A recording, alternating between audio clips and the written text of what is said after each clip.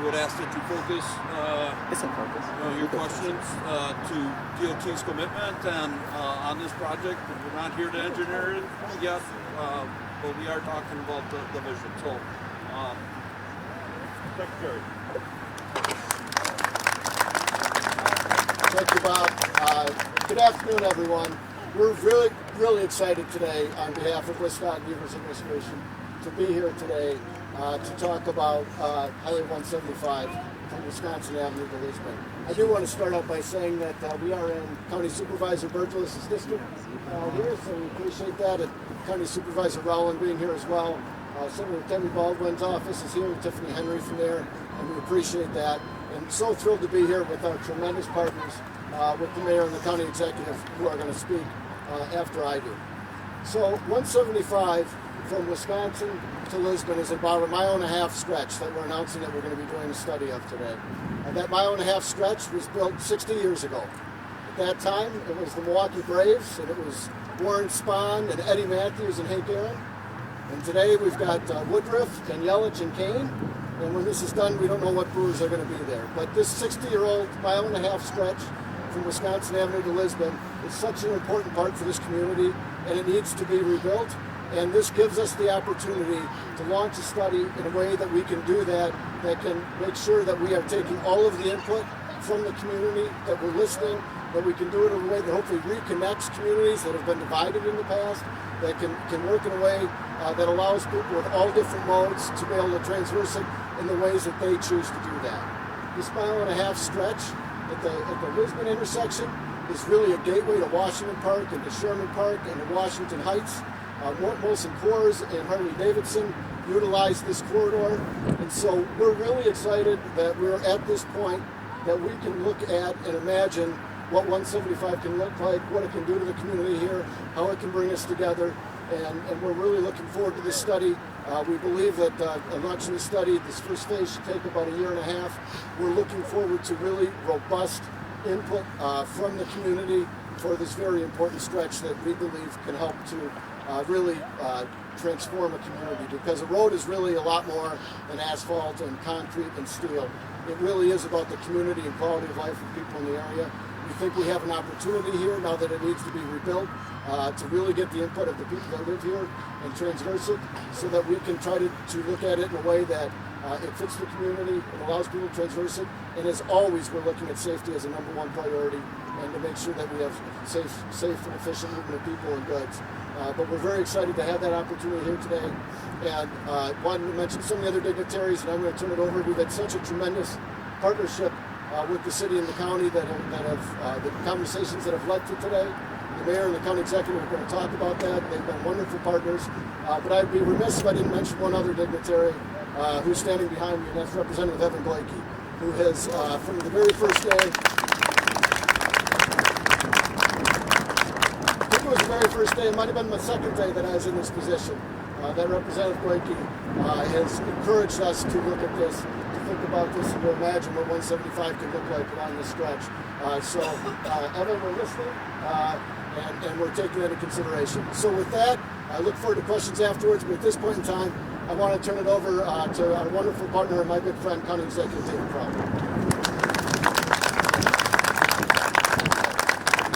Thank you, Secretary Thompson. Again, I am County Executive David Crowley. And before I begin with my remarks, I just want to say thank you to a few people who made today possible.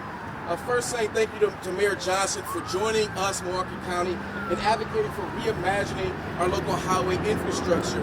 But also thank you to Governor Evers as well as Secretary Craig Thompson for listening to the calls to study reconnecting this community, particularly in the heart of Milwaukee County. But in addition to those folks, I want to say thank you to Senator Tammy Baldwin, Congresswoman Gwen Moore's office for advocating for our region to make sure federal dollars are here, focusing on reimagining our roadways as well. But just like Secretary Thompson said, I want to give a special shout out and really express my gratitude to my former Assembly colleague and champion of the city of Milwaukee, State Representative Evan Goyke. Can we give him another round of applause? He's been publicly advocating for reimagining this roadway for over a decade. So I want to say thank you for all of your hard work and your continued partnership and leadership on this. And I'm happy to join you all for this historic announcement that supports Milwaukee County's strategic plan to make investments in equity by supporting communities that have traditionally been underserved and literally left behind. I've always said that the time for change is always now, and after years of advocating for reimagining of the highway, I'm thrilled to help lead the way by working with the State Department of Transportation and the City of Milwaukee for a feasibility study. For a long time, I've recognized Highway 175 as one of those divides that separates our community from one another and separates residents from both opportunities and amenities. Residents on one side of the roadway are cut off from one of the county's most recognizable parks, the park that we are in right now, which is Washington Park. And some folks have gotten about a half mile, a mile to go out their way just to be able to enjoy this particular amenity in this neighborhood green space. And in the 60 years since the section of this roadway was finished, our area has changed tremendously. And more importantly, we've learned a lot about how decisions of the past have harmed communities in ways that we still feel today. Those decisions use transportation infrastructure to reinforce segregation, to divide our communities, and isolate people from economic opportunity. And in order to move forward, we have to acknowledge that individuals made choices to build freeways through black and brown communities like Chicago, like New York, and right here in the city of Milwaukee. And so we continue to feel the effects of those decisions today. And we can see that race as well as zip code explain which communities receive the benefits of our transportation system and infrastructure and which communities was forced to host a burden. But everyone speaking here agrees that our transportation infrastructure could use an update. But it doesn't have to come at the cost of communities of color. We can take a different approach than we have in the past by making sure community voices are included as we work to reimagine what transportation infrastructure looks like in that neighborhood. And one of the biggest changes in the last 60 years that is fueling this approach is the bold, forward-looking leadership that we have in our region. Milwaukee County is proud to have made addressing the impacts of racism our top priority for the past 2 years. And each day we continue to work towards our goal of achieving racial equity. Addressing our transportation needs with the racial equity lens in mind means one day we won't be able to look at race as an explainer of who gets the benefits of transportation and who gets the burden, or who receives accessible transportation options and who doesn't. Any reimagining of the freeway should benefit the entire community, including the businesses that call this neighborhood home.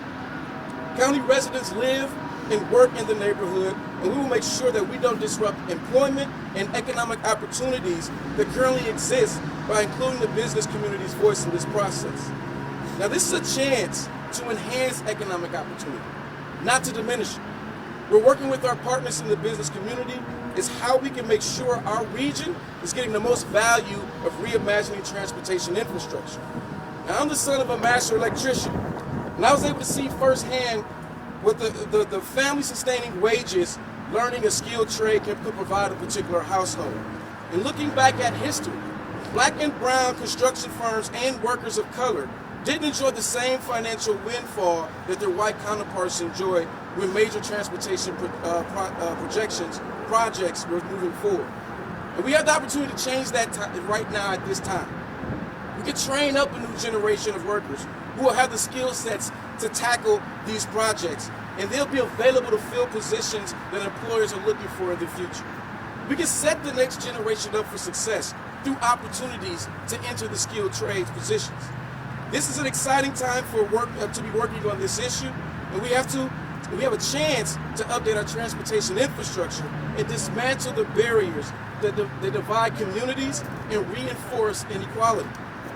By addressing our transportation needs with a racial equity lens in mind, we're taking an important step forward to creating a reality where race and zip codes no longer determines your economic opportunities, your access to critical services, or your health outcomes.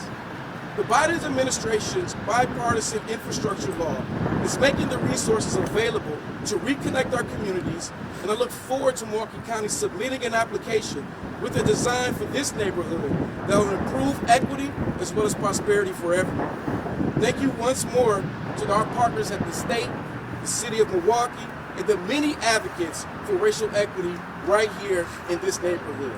And as a Star Wars fan, I would be remiss if I didn't point out my Baby Yoda tie and end with saying, may the 4th be with you. And I would like to invite City of Milwaukee Mayor Cavalier Johnson for his remarks.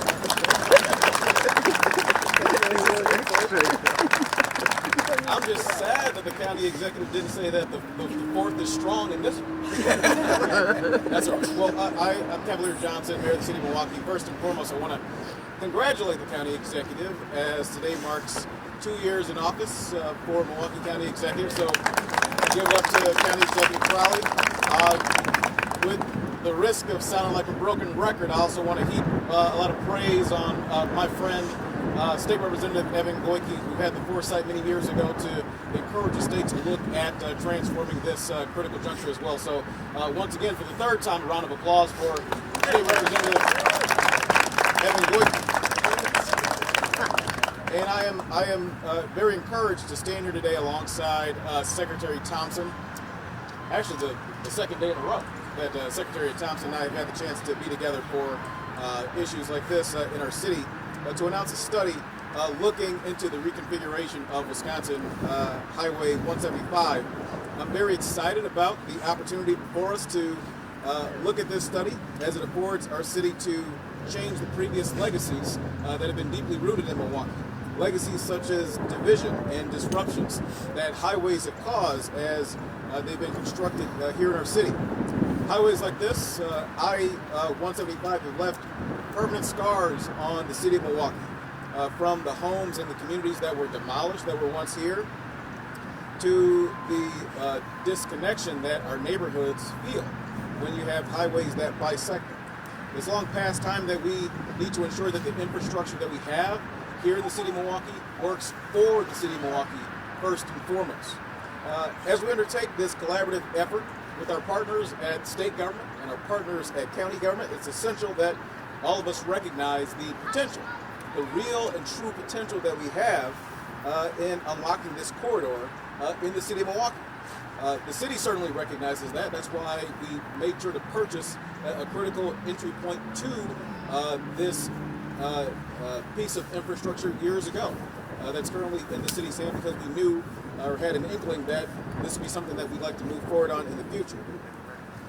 This stretch of roadway from Wisconsin Avenue to Lisbon Avenue, it's a 1.5 mile stretch, and along that stretch lay 3 public parks, and it divides several Milwaukee neighborhoods.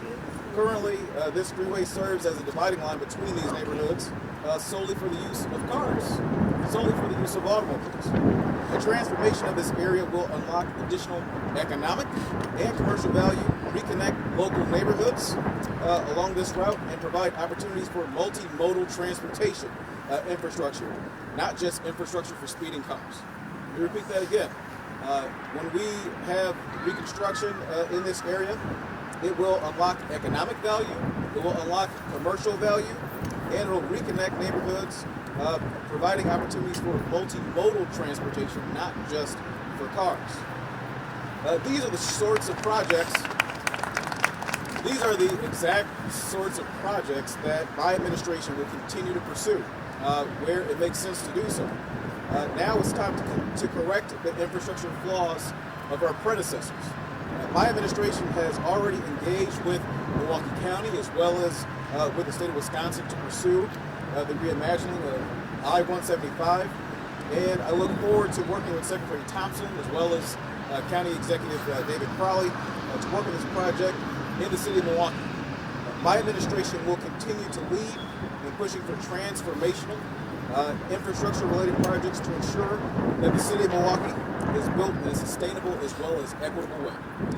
There's still a lot of work to accomplish on this front, but I'm determined to push it forward, as are my partners, our partners at the county as well as at the state.